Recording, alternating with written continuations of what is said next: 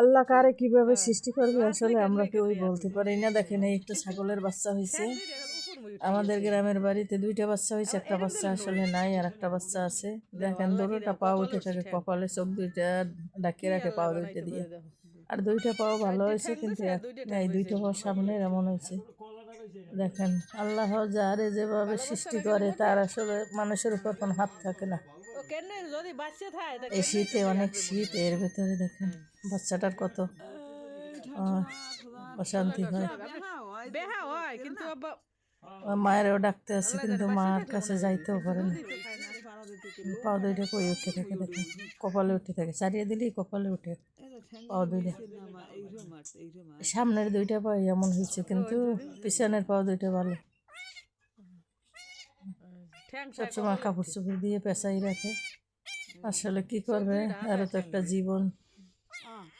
দেখেন কি অবস্থা, দুটোটা পাও দুই চোখে উঠে থাকে।